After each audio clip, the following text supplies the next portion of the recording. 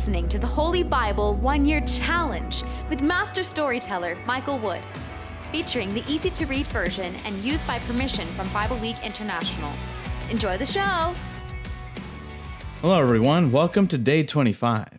We are finishing the book of Genesis. We get to hear detailed blessings on Jacob's children. You get to find out who was naughty and who was nice. And at the end of it all, Joseph's brothers ask for forgiveness. But being the big brothers they are, even in their asking of forgiveness, they use a lie. They tell Joseph that Jacob's dying words were to demand his forgiveness of them. But that was a lie that their dead father cannot defend. So the question is, will Joseph see through their tricks again?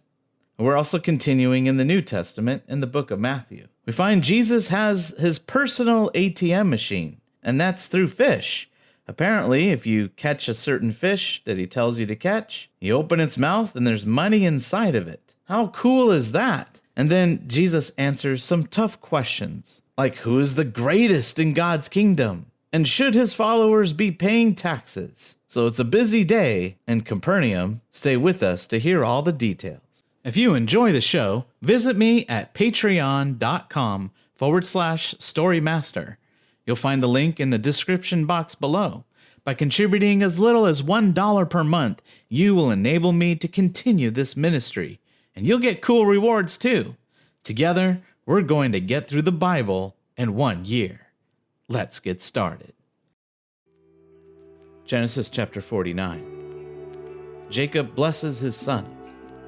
Then Jacob called all his sons to him.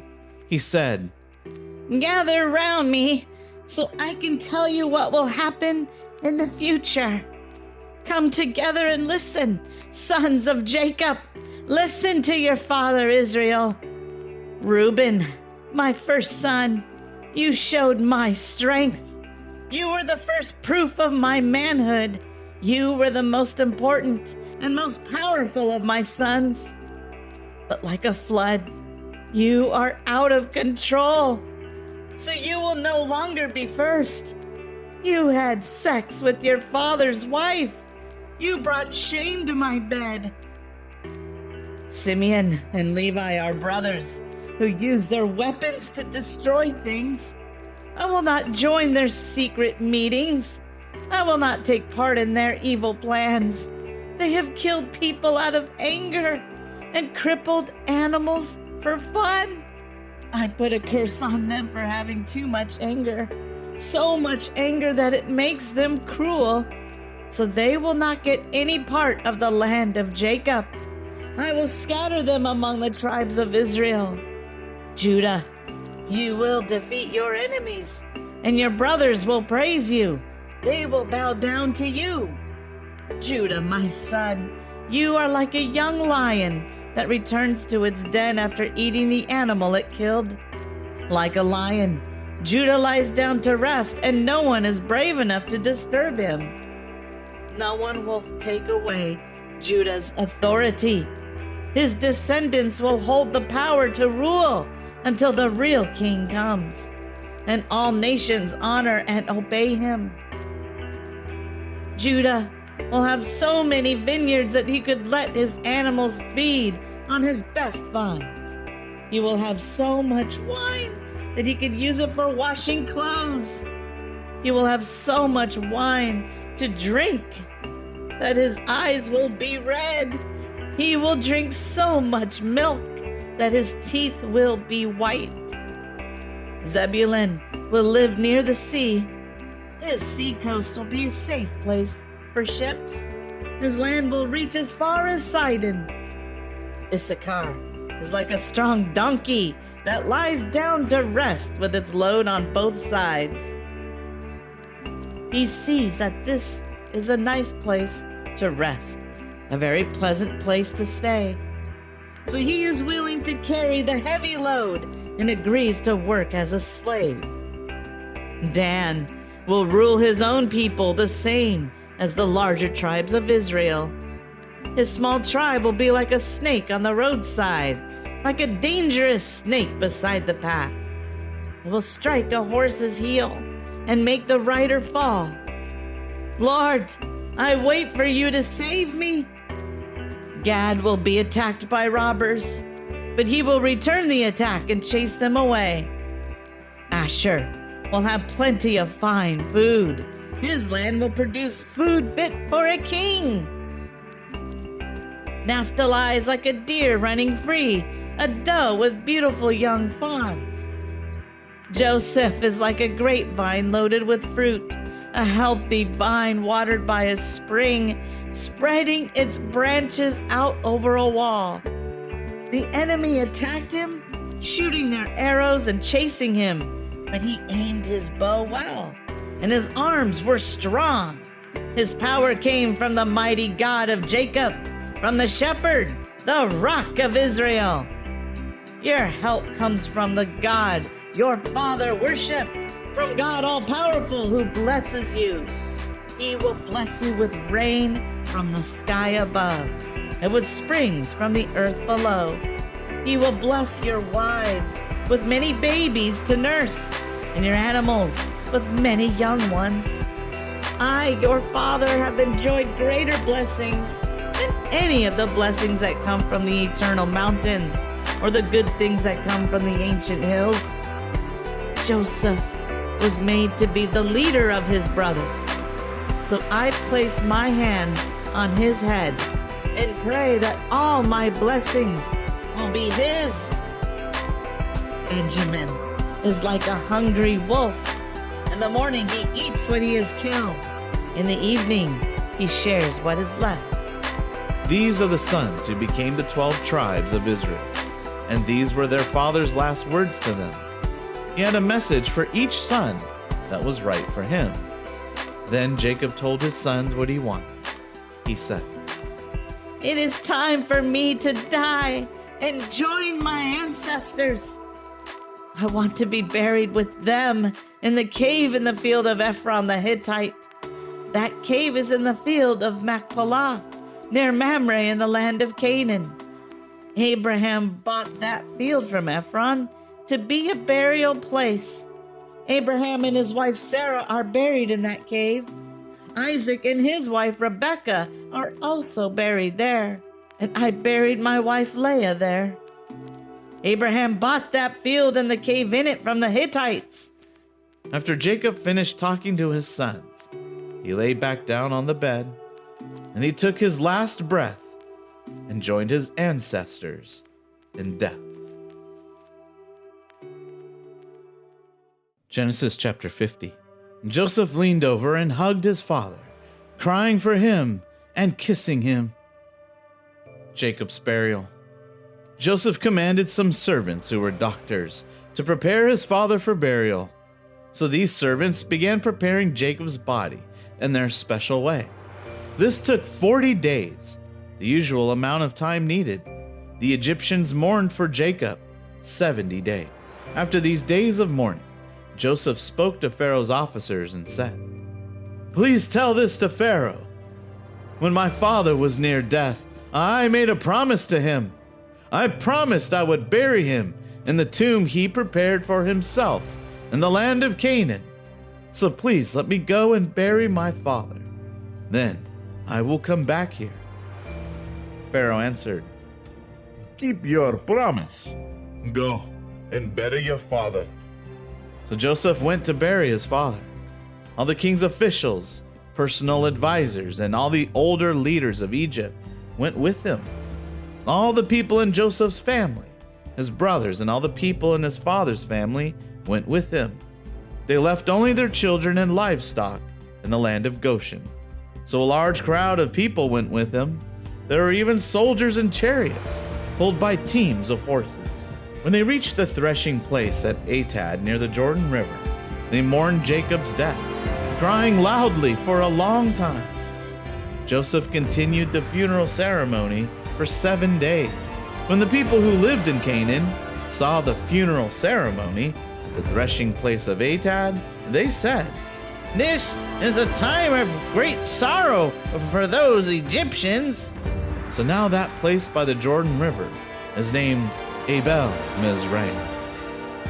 So Jacob's sons did what their father told them. They carried his body to Canaan and buried it in the cave in the field of Machpelah. This was the field near Mamre that Abraham bought from Ephron the Hittite to use as a burial place. After his father's burial, Joseph returned to Egypt with his brothers and all the people who had made the trip with them. After Jacob's death, Joseph's brothers said to each other, What if Joseph is still angry with us for all the bad things we did to him years ago? What if he wants to do something bad to us to pay us back for what we did? So the brothers sent this message to Joseph. Before your father died, he ordered us to tell you this. Your brothers were wrong to do such terrible things to you.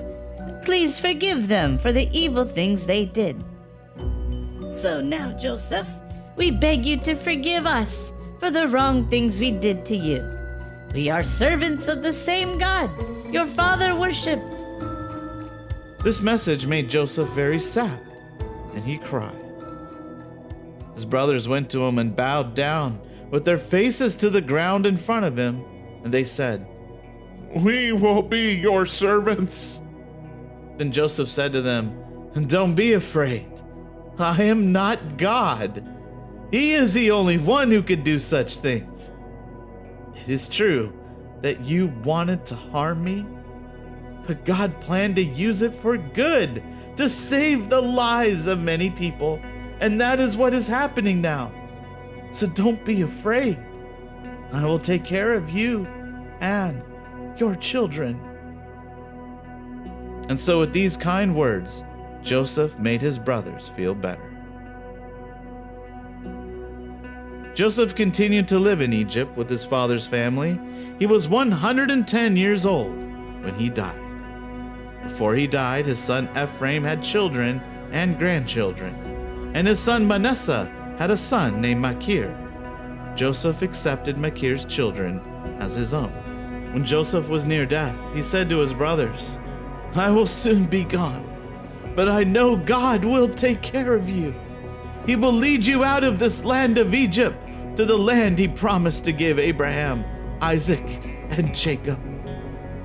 Then Joseph asked his brothers, the sons of Israel, to make a promise.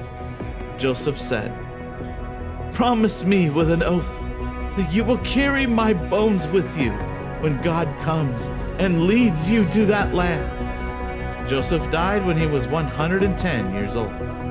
There in Egypt, he prepared his body for burial and put it in a coffin.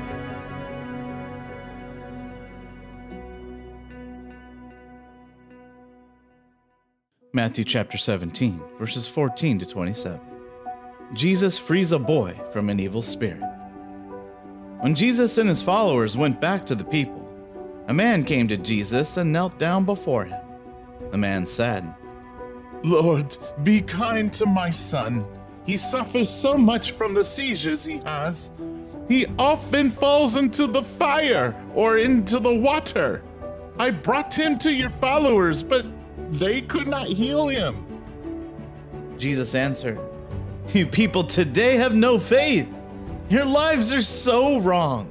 How long must I stay with you? How long must I continue to be patient with you? Bring the boy here. Jesus gave a strong command to the demon inside the boy. The demon came out, and the boy was healed. Then the followers came to Jesus alone. They said, We tried to force the demon out of the boy, but we could not.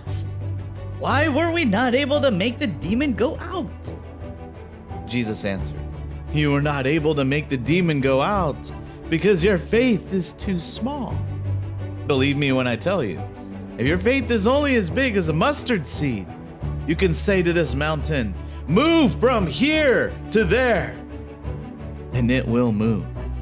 You will be able to do anything. Later, the followers met together in Galilee. Jesus said to them, The Son of Man will be handed over to the control of other men who will kill him. But on the third day, he will be raised from death. The followers are very sad to hear that Jesus would be killed. When Jesus and his followers came to Capernaum, the men who collect the 2 drachma temple tax came to Peter, and they asked, Does your teacher pay the temple tax? Peter answered, Yes, he does. Peter went into the house where Jesus was. Before Peter could speak, Jesus said to him, The kings on the earth get different kinds of taxes from people. But who are those who pay the taxes? Are they the king's own family? Or do other people pay the taxes? What do you think? Peter answered, Other people pay the taxes. Jesus said, Then the king's family don't have to pay taxes. But we don't want to upset these tax collectors. So do this. Go to the lake and fish. When you catch the first fish, open its mouth. Inside its mouth you will find a 4 drachma coin. Take that coin and give it to the tax collectors. That will pay the tax for you and me. Matthew 18, verses 1 through 9. About that time, the followers came to Jesus and asked, Who is the greatest in God's kingdom? Jesus called a little child to come to him. He stood the child in front of the followers, and he said, The truth is, you must change your thinking and become like little children. If you don't do this, you will never enter God's kingdom. The greatest person in God's kingdom is the one who makes himself humble, like this child. When you accept a little child like this as one who belongs to me, you accept me. If one of these little children believes in me and someone causes that child to sin, it will be very bad for that person. It would be better for them to have a millstone tied around their neck and be drowned in the deep sea. I feel sorry for the people in the world because of the things that make people sin.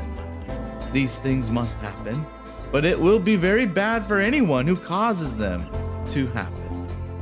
If your hand or your foot makes you sin, cut it off and throw it away. It's better for you to lose part of your body and have eternal life than to have 2 hands and 2 feet and be thrown into the fire that burns forever.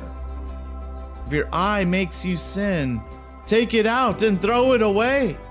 It is better for you to have only 1 eye and have eternal life than to have 2 eyes and be thrown into the fire of hell.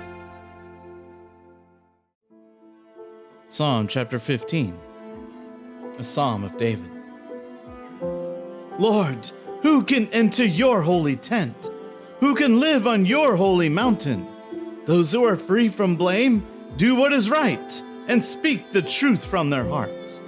Such people don't say bad things about others. They don't do things to hurt their neighbors. They don't tell shameful things about those close to them. They hate those who displease God and honor those who respect the Lord. If they make a promise to their neighbor, they do what they promised. If they loan money to someone, they do not charge them interest. And they refuse to testify against an innocent person, even if someone offers them money to do it. Whoever lives like this will always stand strong. Thank you, everyone. That was day 25. Join us for day 26. We begin the book of Job, and I will be giving a detailed introduction to Job. And if you've never heard of him, he's the guy who loses everything. And in the book of Matthew, Jesus continues to teach his followers and gives a story about forgiveness. We hope you enjoyed today's verses. Be sure to leave us a positive review and to share this podcast with your friends and family. Please join us for the next episode as we experience the Bible in 1 year.